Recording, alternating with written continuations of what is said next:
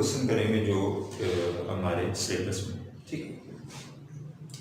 अच्छा, पहला चैप्टर है, पहला तो हमने पहला नहीं ना पढ़ा हुआ, ठीक। चलो, पहला चैप्टर है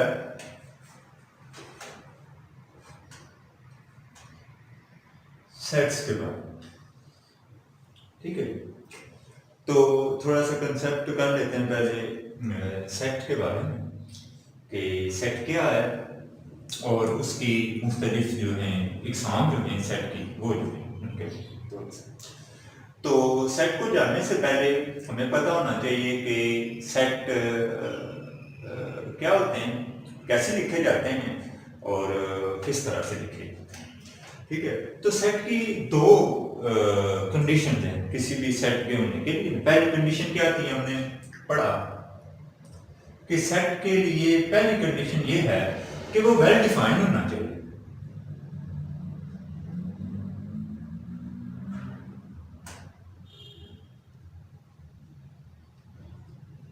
पहली कंडीशन ये है कि वेल डिफाइंड होना चाहिए। वेल डिफाइंड का मतलब ये होता है, उर्दू में हम उसे कहें तो उसका मतलब है वाजिया, ठीक है, वाजिया। वेल डिफाइंड का मतलब है वाजिया। अच्छा, वाजिया का क्या मतलब है?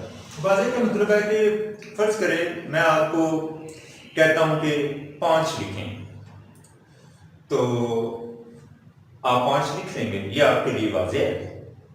इसी तरीके से कोई भी ऐसा लफ्ज मैं बोलूं जो आपके लिए क्या है, आपके लिए वो आप उसे जानते हैं, उसे बोलेंगे हम वेल डिफाइंड, ठीक है।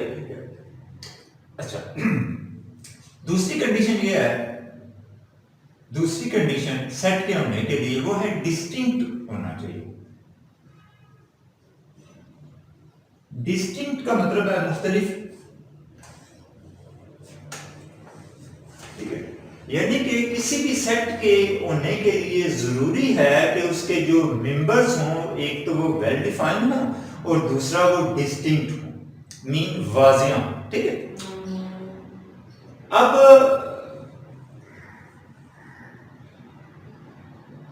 वेल डिफाइंड हो और डिस्टिंक्ट मुख्तलिफ हो, ठीक है। ये दो शर्तें हमारी सेट के होने के लिए।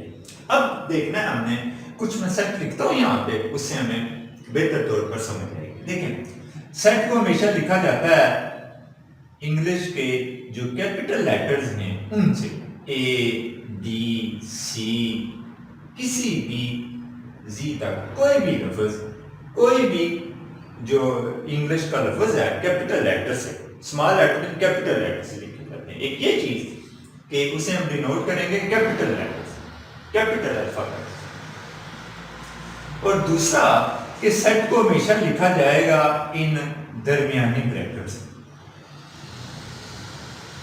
इन दरमियानी ब्रैकेट, कर्ली ब्रैकेट्स में लिखा जाएगा, ठीक है।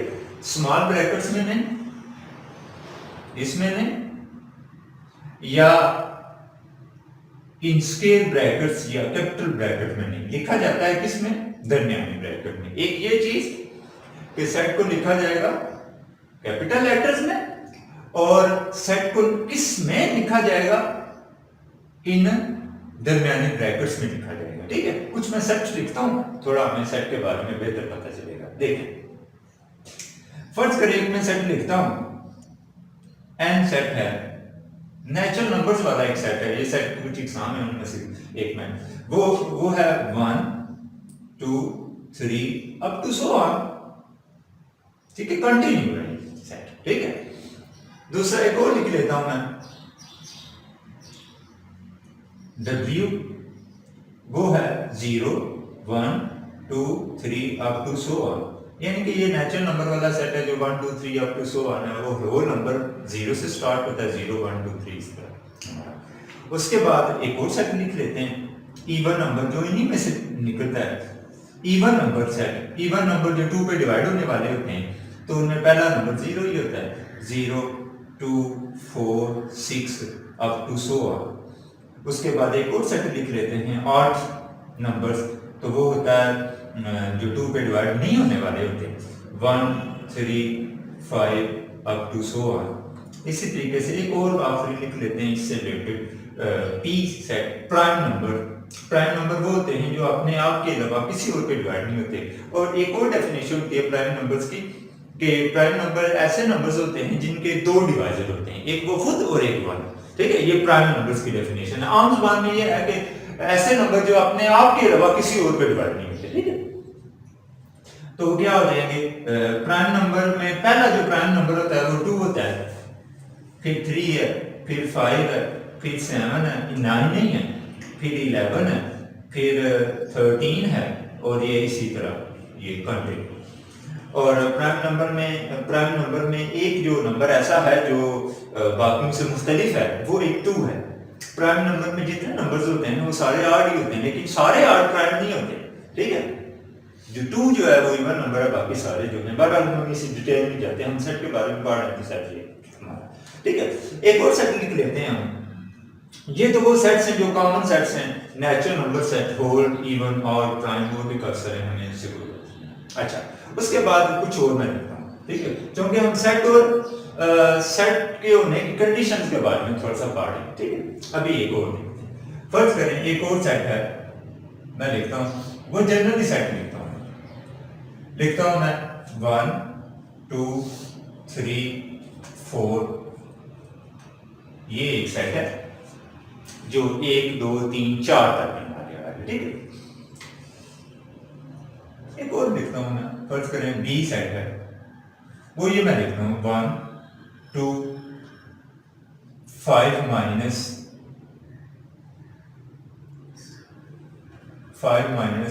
1 लिख लेता हूं, फिर इधर मैं 7 लिख लेता हूं। अब देखें, गौर करना है, ये जो 5 माइनस 1 है ना, ये एक ही नंबर है। अब 5 में से एक निकालेंगे तो कितना आ जाएगा, 4 आ जाएगा। तो 1 2 4 और 7 ये सेट है। कोई नंबर रिपीट तो नहीं हो रहा। एक ये थी कि वो वाजिया होने चाहिए। वाजिया का मतलब ये है कि आपको पता है ना ये 1 2 3 4 है, कोई इसमें कोई शक तो नहीं है। यानी कि कोई ऐसा नंबर तो मैंने नहीं लिखा जिसको आपने पहले कभी नहीं पढ़ा, पहले आपको पता नहीं है कि ये क्या है, तो ये नहीं है। वाजिया का मतलब ये है कि जिसके बारे में आप जानते हैं। जब आपको कहा जाए ये 1 2 ये क्या है, तो आपको पता हो ये 1 2 3 है, 4 है, 6 है, कुछ भी है, ये आपको पता है। इसका मतलब है वैल्यू। ठीक है, और अगर कोई मैं ऐसा लफ्ज लिख दूं जिसके बारे में आपको नहीं पता, आप कहते हैं ये क्या है जी, ठीक है, तो वेल डिफाइन नहीं। ठीक है, वो वेल डिफाइन नहीं है, वो सेट जो शर्त है उसमें से बाहर निकल गया, वो सेट नहीं हो सकता कभी। अच्छा, दूसरा ये सी एक और मैं लिख लेता हूं, फर्ज के लिए मैं लिखता हूं 7 8 9 माइनस 1 लिख लेता हूं, इधर मैं लिख लेता हूं 10 लिख लेता हूं, और भी कुछ लिखा जा सकता है। अब देखें गौर से, ये जो 9 माइनस 1 है ये कितना हो गया, 8 पहले से मौजूद है ना, तो दूसरी कंडीशन जो है वो डिस्टिंक्ट मीन मुख्तलिफ होने चाहिए, वो यहाँ फुलफिल नहीं कर रहा। क्यों, 9 माइनस 1 कितना हो जाएगा, 8 हो जाएगा। तो 9 माइनस 1 का मतलब 8 है, और 8 दो बार आ रहा है, लिहाजा पहली कंडीशन तो फुलफिल कर रही है, लेकिन ये दूसरी कंडीशन थी कि वो मुख्तलिफ होने चाहिए, वो नहीं। इसका मतलब हुआ कि ये जो सी है ये सेट नहीं, ये सी सेट नहीं। समझे बात? तो सेट ना होने की पहले जो सारे थे वो सेट थे, क्योंकि सेट की दो कंडीशन, एक वेल डिफाइंड होना और एक डिस्टिंक्ट होना, वो इन सब के ऊपर पूरा उतर रही है, और बाकी फर्ज करें वो लिखते हैं सेट में एक जी सेट लिख लेते हैं, नाम कोई भी दे, 1 2 3 4। ये भी सेट नहीं है। क्यों सेट नहीं है? क्योंकि हमने कहा कि वेल डिफाइंड भी होना चाहिए, डिस्टिंक्ट भी होना चाहिए, कैपिटल लेटर से डिनोट करना चाहिए, और इन कर्ली ब्रैकेट्स में लिखा होना चाहिए। ये तीन तो फुलफिल कर रही हैं, लेकिन ये जो कर्ली ब्रैकेट है ये फुलफिल नहीं कर रही। इसका मतलब हुआ कि ये भी सेट नहीं है। इसमें सेट होने में क्या चीज रुकावट है? ये बड़ी ब्रैकेट रुकावट है। ठीक है, ये स्क्वायर ब्रैकेट या बड़ी ब्रैकेट जिसे हम बोलते हैं वो रुकावट है। इसका मतलब हुआ ये भी सेट नहीं है। क्यों सेट नहीं है? क्योंकि इसमें ये बड़ी ब्रैकेट है। एक और लिखते हैं, ऐसे सेट लिख लेते हैं, वो ये लिख लेते हैं हम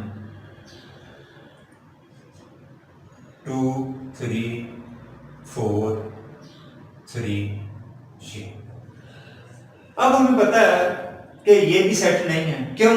एक तो ये छोटी ब्रैकेट में लिखा गया, एक ये मसला बन गया, और दूसरा ये है कि इसमें 3 2 बार आ गया, ये कंडीशन भी फुलफिल नहीं कर रही। इसका मतलब हुआ कि ये सेट नहीं है। क्या चीजें सेट में रुकावट है? एक मेंबर एक जैसे, और दूसरी क्या शर्त है कि इसमें ब्रैकेट जो है वो छोटी ब्रैकेट दी गई है, तो इस वजह से ये सेट नहीं है। तो ये थे, हमने कुछ चीजें पढ़ी, तो इनको हम इस तरह सेट के बारे में थोड़ा सा हमने कंसेप्ट क्लियर किया। तो सेट की डेफिनेशन जो है वो लिखी गई है बुक पे, क्या कि collection of well defined and distinct elements. ठीक है, well defined and distinct element जो हैं वो क्या कहलाते हैं? सेट कहलाते हैं। ठीक है, अगर ये इन चारों बेसिकली ये दो कंडीशंस है ना, और दूसरी डिनोट कैपिटल लेटर से किया जाता है, और तीसरा ये कि इनको इस दरमियानी ब्रैकेट या कर्ली ब्रैकेट में लिखा जाता है। ठीक है, और इक्वल लगाना है यहाँ बीच में। अगर इक्वल नहीं लगाया होगा, स्टूडेंट क्या गलती करते हैं, वो सेट कोई लिखता, लेकिन अगर ये टी सेट लिखा है तो फौरन ये ब्रैकेट लगा देते हैं, यहाँ इक्वल नहीं लगाते, उधर ही गलत हो जाता है, या वो इक्वल इधर लगा देते हैं, ये भी गलत हो जाता है। ठीक है, या इधर दरमियानी ब्रैकेट लगा के तो इधर कोई और ब्रैकेट लगा के इस तरह खत्म कर देते हैं, तो वो भी गलत हो जाता है। वो वैसे ही एग्जामिनर देखता है कि ये तो इसे सेट लिखने के तरीकाकार नहीं पता, इसने आगे सॉल्व क्या करना है, तो वो इक्वल पे गलत हो जाता है। इसलिए सेट को ये दरमियानी ब्रैकेट जो है ना, ये एक दो बार प्रैक्टिस करेंगे ना तो ये डाल जाएगी, जितनी इधर डालनी है उतनी ही दूसरी तरफ भी वैसे ही डालना है। ये ना हो कि इधर ब्रैकेट ये बड़ी डाल दी, उधर आपने ऐसे छोटी सी डाल दी, वैसे ही गलत हो जाता है। ठीक है, तो ये गलतियां वो कॉमन हैं जो स्टूडेंट करते हैं, तो वो नहीं करते। ठीक है, तो well defined and distinct elements जो है वो सेट कहलाते हैं। ये था हमारा थोड़ा सा सेट का कंसेप्ट। ठीक है, एक तो सेट हो। उसके बाद आ जाते हैं हम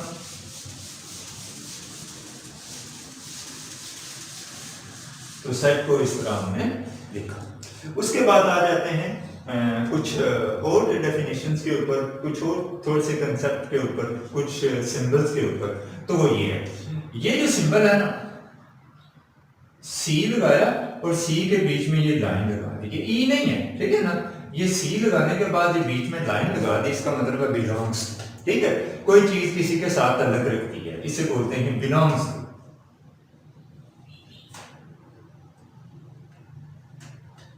बिलोंग्स टू मीन ये उसके साथ उस सेट में मौजूद है। अब देखें कैसे सेट हो जाए, कुछ भी और भी कंडीशंस आएंगी। ठीक है, फर्ज करें मैं लिखता हूं कि two belongs to natural number.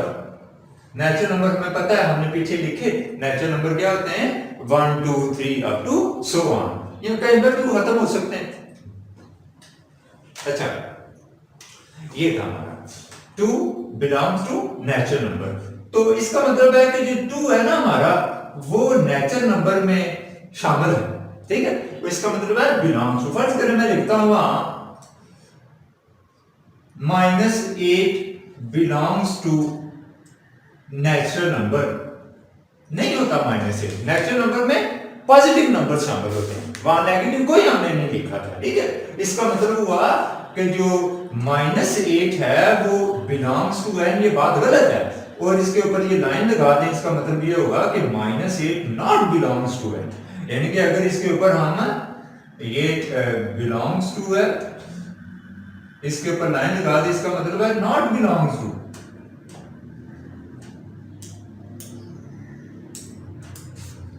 ये है इसका मतलब। ठीक है, इसका मतलब ये हुआ कि अगर एक नंबर, फर्ज करें मैं कुछ एग्जांपल लिखता हूं, ये ए है, ए क्या है 1 2 3 5, ये सेट लिख दिया। अच्छा, एक और चीज याद रखनी है कि जो सेट कहीं पे खत्म हो जाए ना, हमने बोलते हैं फाइनाइट सेट, और जो फाइनाइट सेट कहीं पे रुक जाते हैं, और अगर जिस तरह मैंने यहाँ 4-5 लिखे थे, नेचुरल नंबर, होल, डब्ल्यू वगैरह जो भी थे, वो कहीं खत्म नहीं हो रहे थे, वो कंटिन्यू थे, उन्हें बोलते थे इनफाइनाइट सेट। ठीक है, फाइनाइट सेट और इनफाइनाइट सेट। फाइनाइट वो जिसका आखिरी एंड हमें पता हो, और इनफाइनाइट वो जिनका आखिरी हमें ना पता हो। जिस तरह मैंने लिखा, अगर मैं यहाँ लिखता हूँ 1 2 3 4 5 अब तो सो ऑन कर देता हूँ। ठीक है, डॉट डॉट लगा देता हूँ, मीन वो कहीं खत्म नहीं होते, उनका एंड हमें नहीं पता। जब एंड पता नहीं है ना हमें, उसमें बोलते हैं इनफाइनाइट सेट, और जो कहीं खत्म हो जाते हैं उसे बोलते हैं फाइनाइट सेट। ठीक हो गया एक ये चीज। और दूसरा बिलोंग्स टू, बिलोंग्स टू, ठीक है, ये इसका मतलब है बिलोंग्स टू। ठीक है, मीन ये जो मेंबर है, अब इसमें क्या है, मैं कहता हूं कि बताएं यहां 5 है, यहां डैश है, 5 बिलोंग्स टू ए। आया यहां साइन ये लगेगा या ये लगेगा, तो 5 है ना, तो इसका मतलब हुआ 5 बिलोंग्स टू ए। ये अगर मैं कहूं कि 6 बिलोंग्स टू ए है, तो इसका मतलब हुआ नॉट बिलोंग्स टू ए, तो ये उसमें मौजूद नहीं है। ये छोटा सा कंसेप्ट था उसका। उसके बाद इसका जो हमारा क्वेश्चन था बिलोंग्स टू ए,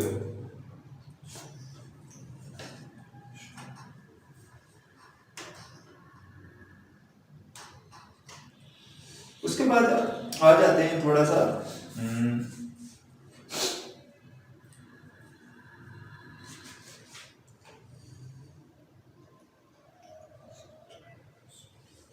ये जो पहला क्वेश्चन है ना, एक्सरसाइज नंबर 1.1, एक्सरसाइज 1.1, जो 1.1 है, ठीक है, पेज नंबर 4 पे 1.1 जो पहला क्वेश्चन है वो वैसे ही है जो अभी हमने बिलोंग्स टू के बारे में पढ़ा। ठीक है, अब ये उन्होंने जो पहला क्वेश्चन है उसमें उन्होंने दिया दो में सेट दिए हैं उन्होंने हमें। पहला सेट दिया है हमें 1 2 3 और 4 है, और एक और सेट साथ ही दिया हुआ है कुछ बी है, वो दिया है हमें 2 4 और 6 है। अब हमसे वो मुख्तलिफ सवाल पूछ रहा है, which of the following statements are true और फॉल्स। तो पहले ये दिया है 2 belongs to C, 2 belong to C. अच्छा सॉरी, ये जो सेट है ना ये बी नहीं है बल्कि सी है, एक सेट ए है और एक सेट सी है। क्वेश्चन नंबर 1.1 का क्वेश्चन नंबर 1, एक ए है और एक सी है। तो यहाँ पे हमें क्या कह रहे हैं वो कि कौन से इसमें ट्रू हैं और कौन से फॉल्स हैं। तो 2 बिलोंग्स टू सी, तो 2 जो है वो सी में है ना, इसका मतलब हुआ कि ये ट्रू है।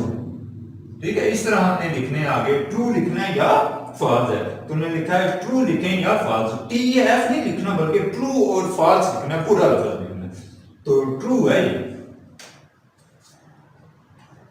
टी एफ नहीं लिखना, ठीक है, ट्रू और फॉल्स उन्होंने कहा हुआ वो लिखना। फिर उन्होंने मजीद हमें एक और कहा, वो देखते हैं। तो लिखा है ये 6 पार्ट है, 6 पार्ट है, 6 नॉट बिलोंग्स टू ए। कहता है कि 6 नॉट बिलोंग्स टू ए, 6 का तल्लक ए के साथ नहीं है, तो ए में 6 वाकई नहीं है, तो ये भी ट्रू ही है,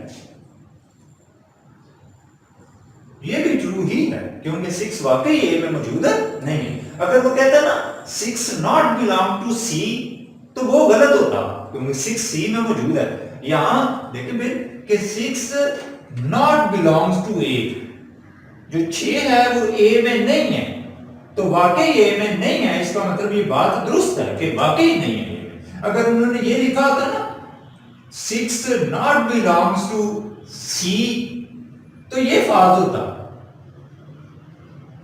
क्योंकि 6 not belong to C, 6 not belong to C ये गलत है, 6 सी में है, इसका मतलब हुआ कि ये फॉल्स है। ठीक है, तो ये उन्होंने दिया नहीं, मैंने एग्जांपल के तौर पर दिया, अगर ऐसे होता। ठीक है जी, तो ये इसमें कोई इतना बड़ा इशू नहीं है। ठीक है, ये आप कर सकते हैं, पहले के ये पार्ट है सारे। ठीक है, एक तीसरा पार्ट देख लेते हैं। तीसरे में उन्होंने कहा कि 8 बिलोंग्स टू ए है एंड 8 बिलोंग्स टू सी।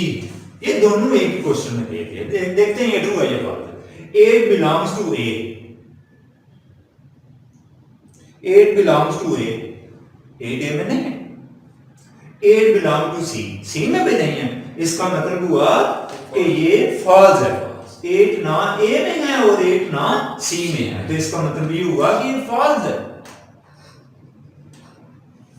ठीक है, एफ या टी नहीं लिखना, आपने पूरा लफ्ज लिखना है। ठीक, तो ये ऐसे ही था। इसी तरीके से चौथा पार्ट है 4 बिलोंग्स टू ए और 4 बिलोंग्स टू सी, तो ट्रू है।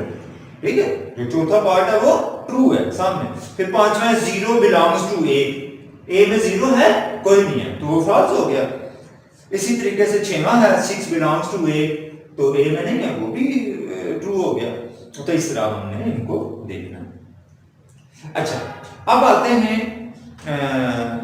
सेट को लिखने के तरीकों पे। ठीक है, सेट को कितने तरीकों में हम लिख सकते हैं उसके ऊपर आते हैं।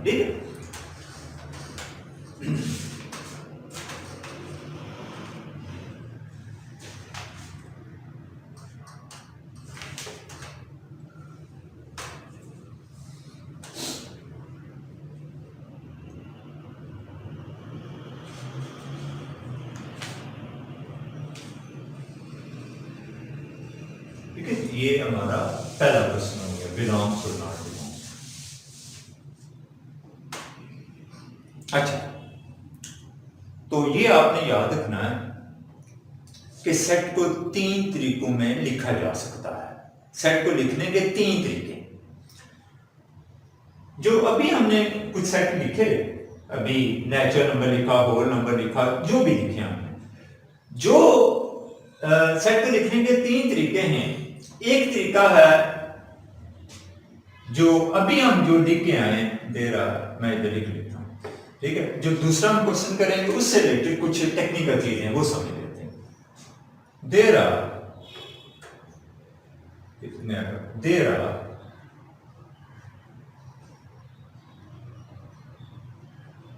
3 methods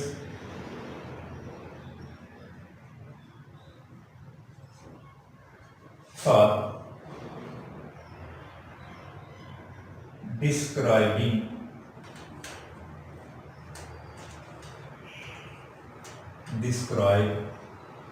set। सेट को डिस्क्राइब करने के, जाहिर करने के 3 तरीके हैं। पहला तरीका है tabular form.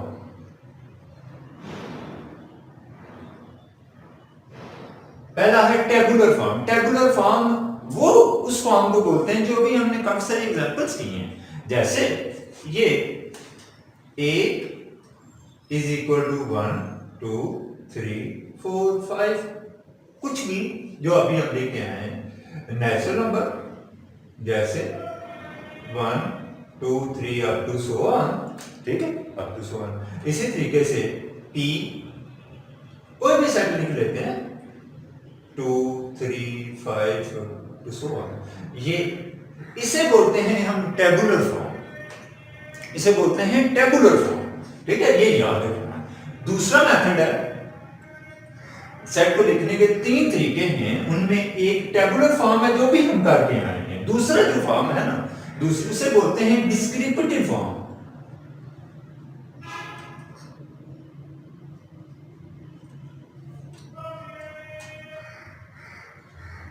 There are 3 methods या देयर आर 3 फॉर्म्स। ठीक है, अच्छा, दूसरी है डिस्क्रिप्टिव फॉर्म।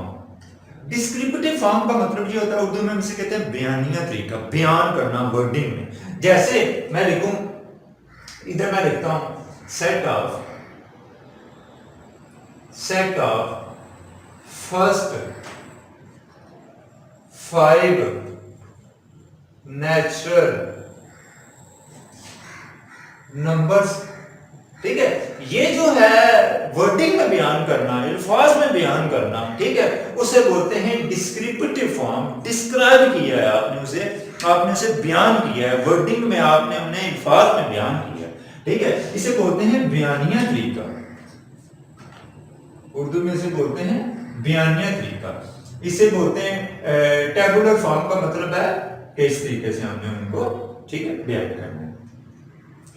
तो तीसरा भी तरीका होता है, नाम मैं उसका लिख लेता हूं लेकिन आपके सिलेबस में नहीं है इसलिए हम उसको मजीद नहीं आगे बढ़े। उसे बोलते हैं सेट बिल्डर नोटेशन, उसे बोलते हैं set builder notation. Set builder form या सेट बिल्डर नोटेशन, उन्हें बेसिकली हम सेट बिल्डर नोटेशन का लफ्ज, उसमें हम सिंबल्स की मदद से सेट को जाहिर करते हैं, सिंबल्स की मदद से, ठीक है। यानी कि मैथमेटिकली जो सिंबल्स है ना, जैसे ये नेचुरल नंबर हो गया, इसी तरीके से वो बिलोंग्स टू वाला सिंबल्स हो गए, मुख्तलिफ सिंबल्स हो गए, ये लेस देन हो गया, ग्रेटर देन हो गया, ये सिंबल्स हो गए, ये ऐसे सिंबल्स, ठीक है, नेचुरल नंबर्स हो गया, इन सिंबल्स की मदद से डिनोट करते हैं। सेट बिल्डर नोटेशन है, तो वो हमारे सिलेबस में नहीं है, उसे हम नहीं डिस्कस करेंगे। तो दो तरीके आपने याद रखने हैं। वैसे भी सेट को लिखने के कितने तरीके हैं? 3 तरीके हैं। कौन कौन सा? टेबुलर, डिस्क्रिप्टिव और सेट बिल्डर, ठीक है, ये 3 है। तो तीसरा हमारे काम का नहीं है, हमारे सिलेबस में नहीं है, हमारे 2 ही हैं, टेबुलर और डिस्क्रिप्टिव, ठीक है। और जो क्वेश्चन है हमारे उसमें टेबुलर में लिखना है। टेबुलर का मतलब है ऐसे लिखना, ठीक है, ब्रैकेट्स में लिखना, ठीक है, और उनके सिंबल से। और डिस्क्रिप्टिव फॉर्म का मतलब ये होता है कि बयान करना, अल्फाज में लिखना, ठीक है, इस तरीके से। अब जो क्वेश्चन नंबर हमारा दूसरा है ना, इसको लिखने की क्या वजह बताई मैंने कि जो दूसरा क्वेश्चन है ना हमारा, वो इधर हमारे काम में आएगा। वो क्या है? वो कहता है दूसरा क्वेश्चन 1.1 का दूसरा क्वेश्चन, वो कहता है right the following sets in tabular form. इनको टेबुलर फॉर्म में लिखे, ठीक है। अब लिखे हुए हैं, पहला क्वेश्चन दिया उन्होंने, क्वेश्चन नंबर 2 का पहला क्वेश्चन कहता है set of first 5 natural number, set of first 5 natural number, ये लिखा हुआ है set of first 5 natural number, ये लिखा हुआ है डिस्क्रिप्टिव फॉर्म। किसमें? Descriptive form. इसको उन्होंने कहा टेबुलर में लिखें, तो मैं लिखूंगा, नाम को भी दे देते हैं, नाम को भी दे देते हैं, कोई फर्क नहीं पड़ता। अच्छा, नेचुरल नंबर लिखा बस, तो बेहतर है यहां n लिख लेते हैं, ना भी लिखेंगे कोई फर्क नहीं पड़ता, ठीक है, कोई इससे कोई फर्क नहीं पड़ेगा। मसला है कि हमारा ये ब्रैकेट का इस्तेमाल करना और पहले 5 नेचुरल नंबर से लिखना। तो पहले 5 नेचुरल नंबर 1 से शुरू होते हैं, 1 2 3 4 और 5। ये हमारा आ गया टेबुलर फॉर्म, ठीक है। ये किस में आ गया? टेबुलर में। अगला कहता है, दूसरा कहते हैं set of first even whole number. क्या हो? Even whole number. एक तो वो इवन हो और दूसरे को होल नंबर हो। तो फर्स्ट इवन होल नंबर जो होंगे, ये दूसरे के नाम से लिखना है। तो फर्स्ट इवन होल नंबर, तो होल नंबर 0 से शुरू होते हैं। कहां से शुरू होते हैं? 0 से। इवन होल नंबर, इवन वो जो 2 पे डिवाइड होने वाले हैं, तो क्या होगा? 0 2 4 6 और 8। तो ये इवन होल नंबर आ गए। ये कौन से नंबर आ गए? इवन होल नंबर आ गए। 5 उसने कितने के हैं? उसने 7 के हैं, सॉरी 7 होल नंबर के हैं ये। 1 2 3 4 5 तो हो गए ना, उसके बाद 10 हो गया, उसके बाद कितना हो गया? 12 हो गया। ये 7 इवन नंबर्स हो गए। फर्स्ट 7 इवन होल नंबर, एक तो वो इवन भी हो और 7 वो होल। अगर वो ये कहता कि सिर्फ इवन नंबर हो, सॉरी सिर्फ होल नंबर हो, पहले 7 होल नंबर हो, तो वो ये होंगे, वो ऐसे होते हैं 0 1 2 3 4 5 6। तो ये जो है पहले 7 होल नंबर्स हैं। यहां कंडीशन नहीं है, यहां कंडीशन थी कि वो जो होल नंबर्स हो ना, वो इवन होने चाहिए। कौन से होने चाहिए? इवन होने चाहिए, मीन 2 पे डिवाइड होने वाले चाहिए, ठीक है।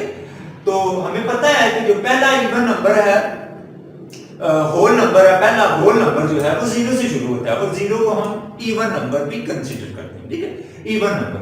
तो उन्होंने कहा कि जो होल नंबर हो, दूसरे क्वेश्चन में उन्होंने ये कहा है कि सेट ऐसा सेट लिखें जो कि होल नंबर्स हों लेकिन वो इवन होल नंबर्स हों, और कहां तक हों? पहले 7 हों। तो ये पहले 7 हो गए, 1 2 3 4 5 6 और 7। अगर वो ये कहते कि सिर्फ पहले 7 होल नंबर से लिखें, तो वो ये होता। लेकिन यहां कंडीशन क्या है कि वो होल नंबर भी हों लेकिन इवन होल नंबर हो। इवन होल नंबर हो, यानी कि होल नंबर 2 पे डिवाइड होने वाला, ठीक हो गया। तो ये थोड़ा सा तो तीसरे में वो कहता है, तीसरे में कहते हैं set of prime number between 21 and 30। तो प्राइम नंबर का सेट होना चाहिए जो कि 21 और 30 के बीच में, बिटवीन 21 और 30, बिटवीन 21 और 30, ना 21 हो और ना ही 30 हो, बल्कि उनके बीच में हो, ठीक है। तो प्राइम नंबर का सेट 21 और 30 के दरमियान में। तो प्राइम नंबर में पता होना चाहिए प्राइम नंबर कौन से होते हैं, जो अपने आप के अलावा किसी और पे डिवाइड नहीं होते, ठीक है। तो 21 के बाद 22 वो 2 पे डिवाइड होता है, ये प्राइम नंबर की कैटेगरी से निकल गया। फिर 23 किसी पे डिवाइड नहीं होता। अगला 25 है, वो भी होता है। 26 वो भी है, 27 वो भी है। उसके बाद क्या आ जाएगा 29। उन्होंने कहा किसके दरमियान में होने चाहिए, 21 और 30 के दरमियान में होने चाहिए। तो 21 और 30 के दरमियान में जो प्राइम नंबर हैं वो ये दो ही हैं, 23 और 29, ठीक है। तो ये अच्छा, ये याद रखना है कि ऑड नंबर का मतलब प्राइम नहीं है। ऑड नंबर प्राइम नहीं होते, प्राइम वो होते हैं जो अपने आप के अलावा किसी और पे डिवाइड नहीं होते। जैसे 25 ऑड नंबर है, 2 पे डिवाइड नहीं होता, लेकिन वो 5 पे डिवाइड होता है, ठीक है। तो याद रखना है कि प्राइम नंबर और ऑड नंबर सेम नहीं है, प्राइम कुछ और है, ऑड कुछ और है। अगला चौथा पार्ट उन्होंने कहा कि सेट ऑफ ऑड नंबर लिखने 30 और 40 के दरमियान, 30 और 40 के दरमियान ऑड नंबर लिखने। ऑड नंबर जो 2 पे डिवाइड नहीं होते, तो हमें पता है ऑड नंबर जो हों वो 4 पार्ट है। ऑड नंबर जो कि 30 और 40 के दरमियान, बिटवीन, अच्छा सॉरी, फ्रॉम 30 टू 40, ठीक है। 30 और 40, 30 से लेके 40 तक जो ऑड नंबर है वो लिखने हैं, ठीक है। तो ऑड नंबर जो अपने आप के जो 2 पे डिवाइड नहीं होते, ठीक है। ऑड नंबर जो 2 पे डिवाइड नहीं होते, तो 31, 33, 35, 37 और 39, ये हमारे पास आते हैं, क्लियर होगी बात। उसके बाद है आखिरी पार्ट है set of even numbers from 50 to 60। 50 और 60 में जो इवन नंबर है, अच्छा बिटवीन का लफ्ज नहीं उन्होंने लिखा, ठीक है। उन्होंने लिखा फ्रॉम 50 टू 60, मीन 50 और 60, 50 भी बीच में आ सकता है, 60 भी आ सकता है, ठीक है। तो पांचवा पार्ट क्या है, इवन नंबर। हाँ, इवन नंबर उन्होंने कहे हैं 50 और 60, 50 से लेके 60 तक, तो 50 भी आएगा, 50, अच्छा 50, 52, 54, 56, 58 और 66। अगर उन्होंने बिटवीन का लफ्ज लिखा होता ना, बिटवीन 50 एंड 60, तो इसका मतलब यह होगा कि 50 भी नहीं है, 60 भी नहीं है, बल्कि उनके बीच में। यहाँ लिखा है फ्रॉम 50 टू 60, मीन 50 भी आ सकता है, 60 भी आ सकता है, ठीक हो गया ना। तो बिटवीन का लफ्ज नहीं उन्होंने लिखा, अगर बिटवीन लिखा होता तो ना 50 होता और ना 60 होता, ठीक। तो ये अच्छा, ये हो गया। अब हम आते हैं आगे नंबर ऑफ एलिमेंट्स, तीसरे क्वेश्चन में पावर्स के, पावर सेट के ऊपर, पावर सेट के ऊपर, ठीक है जी। क्वेश्चन नंबर 3, तो हमें ये कंसेप्ट मिल गया कि हमें उन्होंने डिस्क्रिप्टिव फॉर्म दी हुई थी, उसको हमने सेट, उसको हमने किस फॉर्म में बनाया था, टेबुलर फॉर्म में बनाया था, ठीक है। किस फॉर्म में बनाया, टेबुलर। ये उन्होंने डिस्क्रिप्टिव फॉर्म दी हुई थी, हमने उनको टेबुलर फॉर्म में बनाया, तो ये इतना था। अब आते हैं पावर सेट के ऊपर। किसके ऊपर आते हैं, पावर सेट के ऊपर। अच्छा, उन्होंने ये कहा है कि find the number of elements of the power set. अच्छा, पावर सेट होता है कि पावर सेट के समझने के लिए ना हमें पहले सबसेट का कांसेप्ट हमें मिलना चाहिए। सबसेट क्या देखें, सबसेट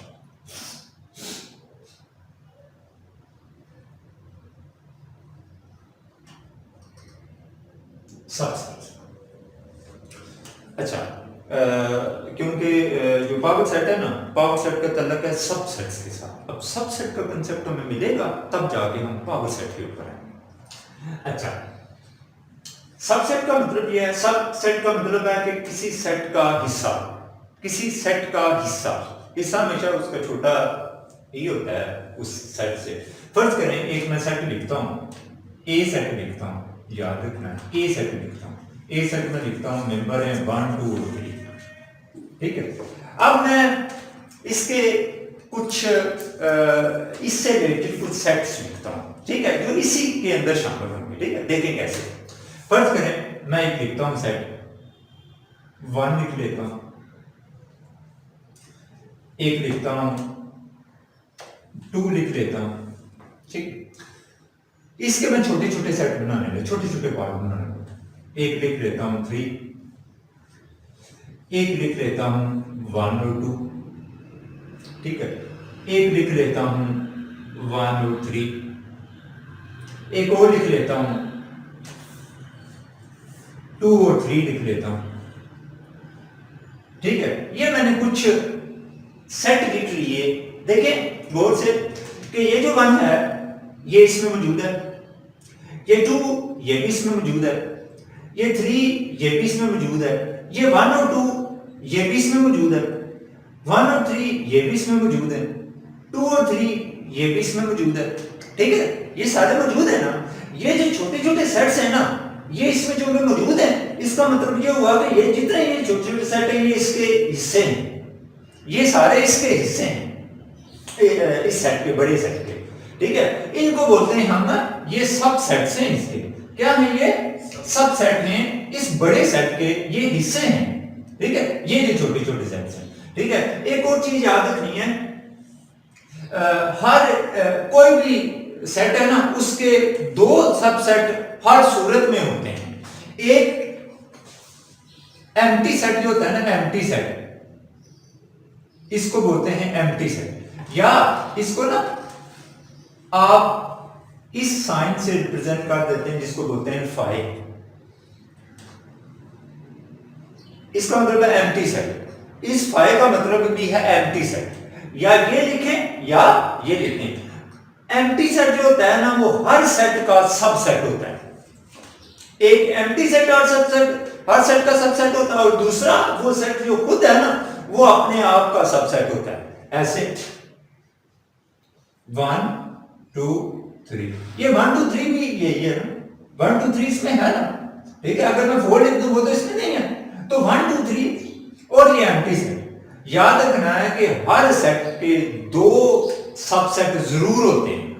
एक वो सेट खुद अपना सबसेट होता है, और दूसरा जो एम्प्टी सेट होता है वो हर सेट का सबसेट होता है। और एम्प्टी सेट को या तो ये ऐसे ही ब्रैकेट्स लगा दिया करते हैं, या ये जो साइन है ना 0 लगा के ऊपर ये लगा दिया लाइन, इसे बोलते हैं फाई।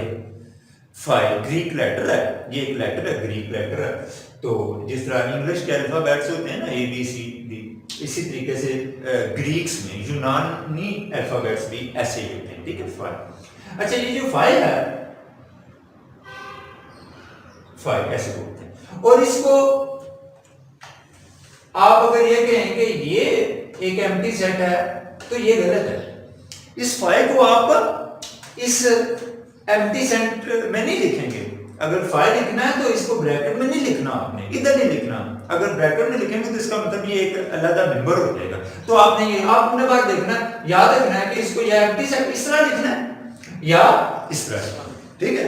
ये इनमें से कोई एक लिखना है। तो एक चीज याद रखनी है, सबसेट का क्या मतलब हुआ? सबसेट का ये मतलब हुआ कि बड़ा जो सेट हमें दिया गया है उसके हिस्से, छोटे छोटे हिस्से, वो उसे बोलते हैं हम सबसेट। सबसेट का मतलब है किसी बड़े सेट के हिस्से, यानी कि किसी बड़े सेट को तोड़ा जाए ना, तो उसके जो हिस्से बनेंगे ना, वो उसको बोलते हैं हम सबसेट, ठीक है। अच्छा, एक मेथड है जिसकी मदद से हमें ये पता चल जाएगा कि किसी सेट के सबसेट बनेंगे कितने, ठीक है। बनाएंगे तो बाद में, लेकिन अगर हमें ये पता चल जाए ना कि उसके सबसेट बनेंगे कितने, तो हमारे लिए आसानी हो जाती है। तो अब हमें जो मैं इन्होंने क्वेश्चन दिया ना, उन्होंने हमसे कहा है क्वेश्चन नंबर 3, उन्होंने कहा कि बताएं ये जो सेट्स दिए गए इनके सबसेट्स कितने बनेंगे। चलो, उन्होंने हमें कहा है कि बताएं पावर सेट कितने बनेंगे। पावर सेट कितने बनेंगे, तो याद रखना है पावर सेट का कंसेप्ट थोड़ा सा, कि किसी सेट के जितने सबसेट्स बनते हैं उन सबसेट को इकट्ठा करें ना, तो वो उस सेट के पावर सेट कहलाते हैं। फिर सुनने कि एक सेट के जितने सबसेट्स बनेंगे, टोटल जितने सबसेट्स बनेंगे, उन सबसेट को मिलाएं ना तो उसको बोलते हैं हम पावर सेट। ठीक है, उसको क्या बोलते हैं? Power set. तो अभी हम देखेंगे, फिर सुनने कि एक सेट के जितने सबसेट्स बनेंगे, जितने छोटे छोटे सबसेट्स बनेंगे। अच्छा, इसके कितने बनेंगे? इसके बना है एक एम्प्टी, एक ये, एक ये, एक ये, ये एक एम्प्टी और एक वो खुद अपना सबसेट होता है। ठीक है, और बाकी ये जितने बने और नहीं बन सकते, कोई भी इतने ही बनते हैं। ठीक है, और कोई भी नहीं बन सकता इनके अलावा। ठीक है, तो ये इसके सबसेट है।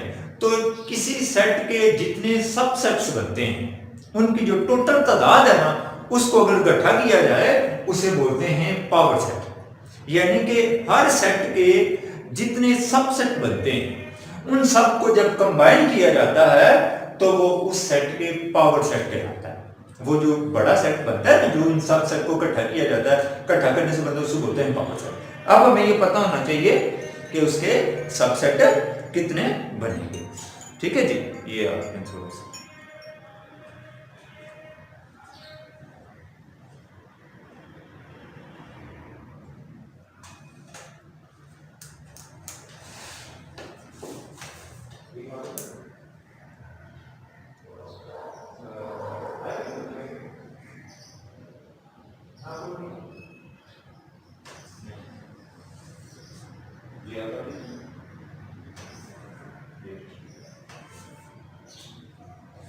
अच्छा, अब हम उस क्वेश्चन में ठीक पे आते हैं। ठीक है, हमें ये पता चल गया ना क्या कि किसी सेट के जितने सबसेट बनते हैं उनको जब कंबाइन किया जाता है तो वो उस सेट का पावर सेट कहलाता है। ठीक है, पावर सेट।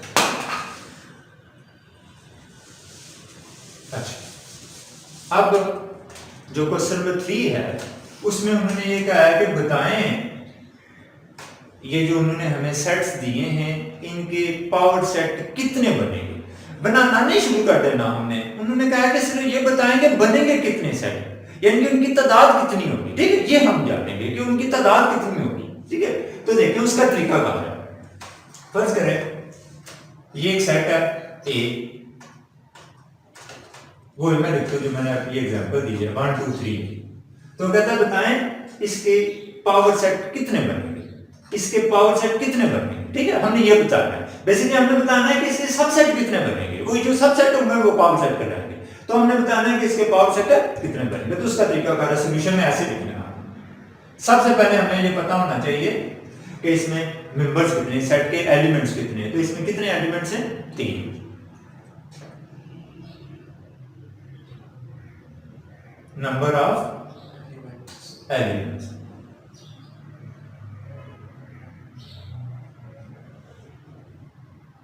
तीन एलिमेंट्स हैं इसमें 1 2 3। इसके 3 का मतलब ये नहीं है, मतलब इसके मेंबर्स हैं। ठीक है, 3 मेंबर्स हैं। अब हमने बताना है नंबर ऑफ पावर सेट। ठीक है, क्या बताना है? Number of power set. तो लिखना है नंबर ऑफ पावर सेट्स।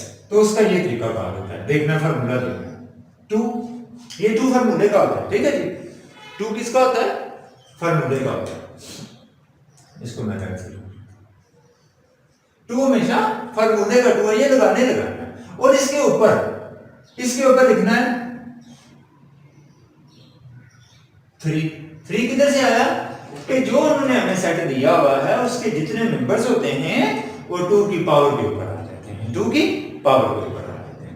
तो अब इसका मतलब ये हुआ कि 2 को कितनी बार मल्टीप्लाई करना है? 3 बार। 2 multiply by 2 multiply by 2 is equal to कितने आ गया? 8। इसका मतलब ये हुआ कि इसके जो पावर सेट हैं 8। ठीक है, तो क्या तरीका बताया हमने कि इसमें नंबर ऑफ एलिमेंट्स कितने हैं? 3। और नंबर ऑफ पावर सेट बताने हैं हमने, तो क्या फार्मूला बताया? 2 की पावर जितने वो एलिमेंट्स हैं। तो 2 की पावर 3, 2 को 3 से नहीं मल्टीप्लाई करना, 2 को 3 टाइम्स करना है। ठीक है, तो ये हमारे पास आ जाएगा। ठीक होगी बात। ये हमारे पास है।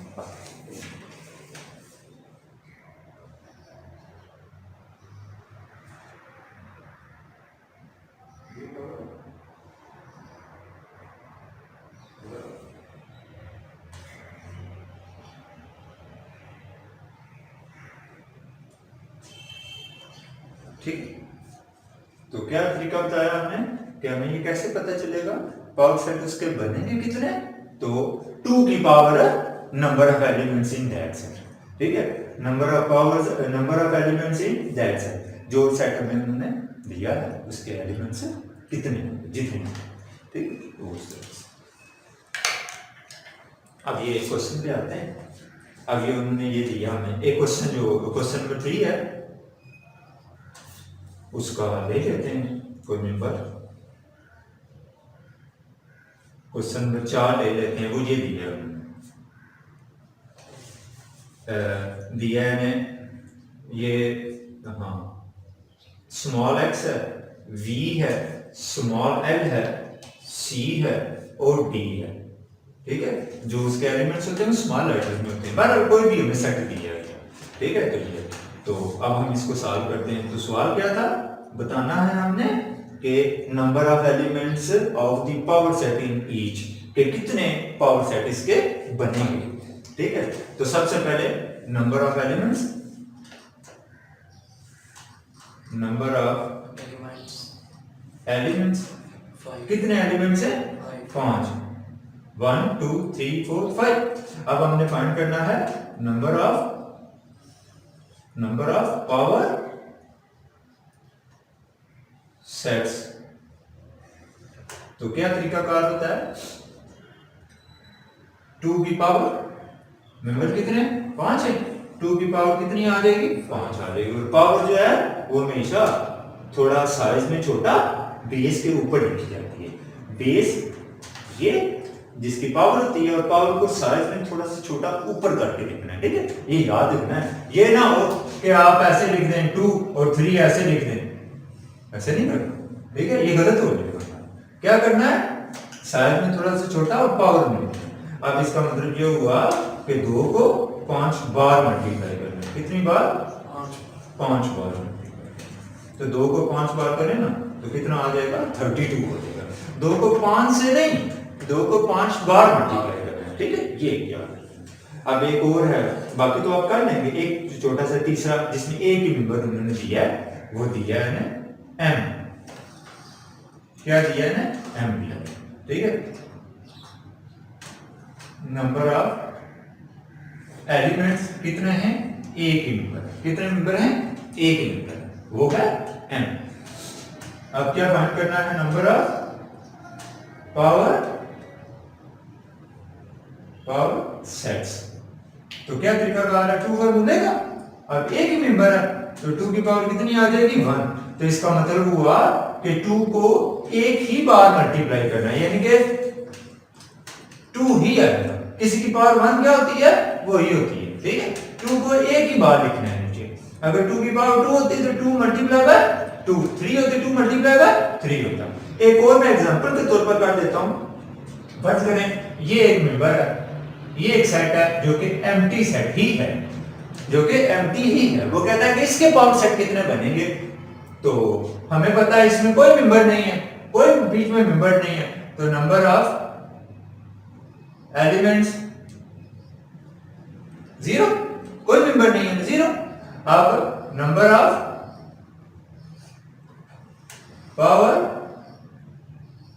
पावर सेट्स, तो क्या आ जाएगा, 2 की पावर कितनी आ जाएगी, 0। 2 की पावर 0। और याद रखना है, ये आपने ये दूसरे चैप्टर में पढ़ा कि किसी b की पावर 0 वो 1 होता है। किसी की पावर 0 क्या होता है, 1 होता है। ठीक है, याद रखना है, किसी भी डिजिट की पावर, कोई भी बड़ा से बड़ा डिजिट जो भी है उसकी पावर अगर 0 आ गई तो 1। तो इसका मतलब हुआ कि इसका एक ही पावर सेट बनेगा, वो ये खुद ही है। ठीक है, तो ये था हमारा। अब हम आगे आते हैं क्वेश्चन नंबर 4 पे। तो इसमें हम क्या करते हैं कि हमें उन्होंने कहा कि पावर सेट बनाएं, पावर सेट बनाने भी हैं आप। ठीक है, अब पावर सेट हम ना बनाएंगे। ठीक है जी, चलो यहाँ क्या था, पावर सेट बताने थे कितने, जो मैंने छोड़े हैं वो आपने खुद करने, आसान से ही छोड़ें, कोई मुश्किल कोई नहीं उसमें, ठीक है। तो इस तरीके से आप क्वेश्चन नंबर 4 पे आते हैं। क्वेश्चन नंबर 4 पे हैं जी, बस आखिरी क्वेश्चन है हमारे इस एक्सरसाइज का। उसमें उन्होंने कहा है कि पावर सेट बनाए कितने बनेंगे, ठीक है, बनाने भी हैं, बताना भी है कितने बनेंगे और साथ हमने उसको बनाने भी हैं पावर सेट कितने बनेंगे। क्वेश्चन नंबर 4, ठीक है। तो पहला क्वेश्चन दिया उन्होंने 2 और 4 पावर सेट बनाने हैं, ठीक है, ये लिखा हुआ है 2 और 4। अच्छा देखिए, सबसे पहले हम ये करेंगे, देखें बोर्ड से, कि जो भी सेट दिया है ना उसका कोई ना कोई नाम दे देंगे आप, ठीक है। नाम हम देंगे उसे जरूर जब आपने पावर सेट बनाना है, ठीक है। तो जब सॉल्व करेंगे ऐसे बिल्कुल लेट, हम इस लेट फर्ज कर लेते हैं इसका नाम कैपिटल लेटर में, इसको मैं नाम दे देता हूं कैपिटल ए। तो क्या है 2 और 4, जो भी क्वेश्चन है उसे नाम दे दिया है ना कोई भी, ठीक है, नाम दे दिया कोई भी। अच्छा वो ये क्वेश्चन देके ना ये कह सकता है कि नाम देके ए है तो कह सकते हैं फाइंड करें पावर सेट ऑफ ए, इस तरह डिनोट किया जाता है इसको, मीन फाइंड करें पावर सेट ऑफ ए, कि ए का पावर सेट, ये छोटी ब्रैकेट है, ठीक है, ये छोटी ब्रैकेट दरमियानी ब्रैकेट। अब देखते हैं कि इसके पावर सेट पहले देखते हैं कि बनेंगे कितने ना, फिर हम उतने बना देंगे, ठीक है। तो पावर सेट बनेंगे कितने, तो उसका तरीका का जो हमने अभी किया, तो लिखेंगे नंबर ऑफ पावर सेट कितने बनेंगे, तो 2 फॉर्मूले का, इसके मेंबर कितने 2 हैं, तो 2 की पावर 2, तो 2 की पावर 2 का मतलब है 2 2 सा 4, इसके 4 पावर सेट बनेंगे। अब हम 4 पावर सेट बनाने लगेंगे, ठीक है, या तो देखें कैसे बनाएंगे। तो ए नाम है ना जी, तो लिखा power set of A is equal to power set of A is equal, ठीक है, इक्वल के नीचे ये देखें, इक्वल के नीचे इक्वल आना चाहिए। चलो तो पहला क्या पावर सेट होता है एम्प्टी, पहला क्या होता है हमेशा एम्प्टी, फिर 2, फिर कॉमा, फिर 4 और फिर वो खुद 2 और 4, 4 बन गए, 1 2 3 4। और याद रखना है जब भी आप पावर सेट बना चुके हैं तो शुरू और आखिर में ये दरमियानी ब्रैकेट फिर लगानी है,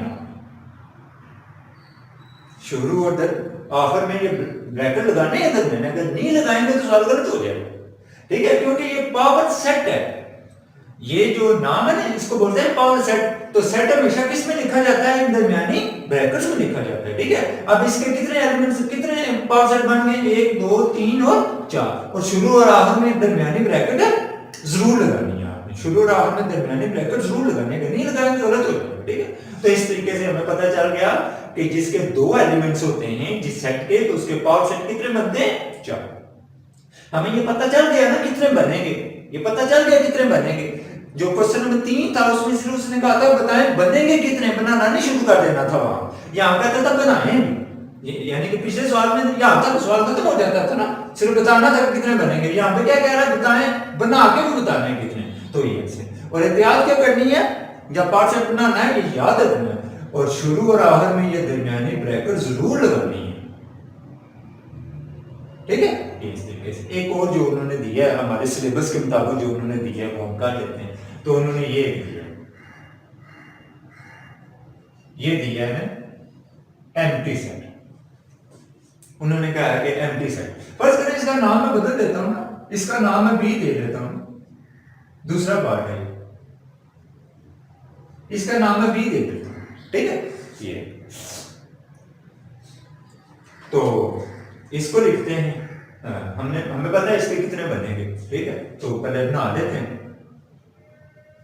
वही क्या नंबर ऑफ पावर सेट्स, तो क्या होता है 2 की पावर 0, क्योंकि इसमें कोई मेंबर नहीं है ना, कोई एलिमेंट नहीं है ना, तो 2 की पावर 0, तो किसी की पावर 0 1 होता है ना जी, तो इसका एक ही बनेगा, ठीक है, वो ये खुद ही बनेगा। तो देखिए बनाने लगा मैं, तो पावर सेट ऑफ नाम बी दिया है ना, तो लिखा पावर सेट ऑफ बी दिया है, पावर सेट ऑफ बी का है तो इसका ये खुद बनेगा। तो मैंने कहा था ना कि हर सेट का एम्प्टी सेट और वो खुद पावर सेट होता है। तो ये एम्प्टी सेट ही है, तो ये एम्प्टी सेट आ गया, इसका एक ही बनेगा ना, ये आ गया। और मैंने कहा कि एक ही बना है, तो मैंने क्या कहा था कि शुरू और दरमियान में क्या लगानी है आपने, शुरू और आखिर में ब्रैकेट लगानी है। तो ये हमारा पावर सेट एक ही बन गया, और वो कौन सा है, एम्प्टी सेट है। वो कौन सा है, एम्प्टी सेट है, ठीक है, एक ही बनेगा, ठीक है। तो ये हमारा, तो मैंने क्या कहा था कि हर सेट का खुद और एम्प्टी सेट पावर सेट होता है। तो ये ऐसे, तो ये हमने इसको चेक कर,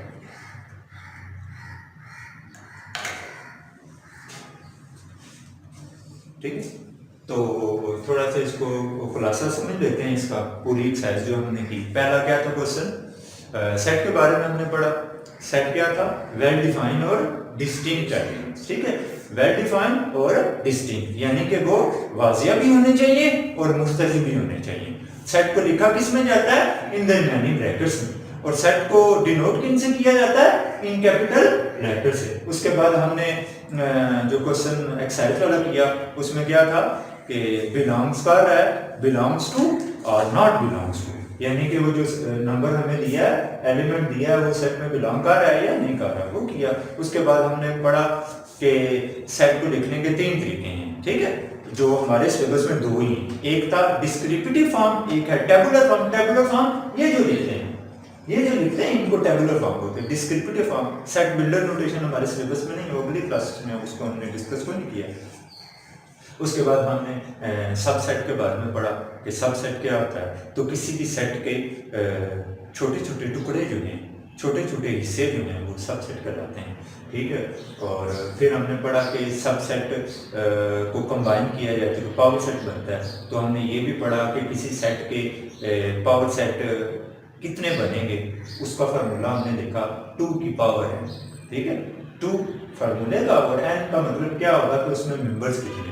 तो ये पावर सेट हो गया। उसके बाद हमने पावर सेट बनाया और पावर सेट को डिनोट किससे किया जाता है, इससे, ठीक है जी। ये हमारा था।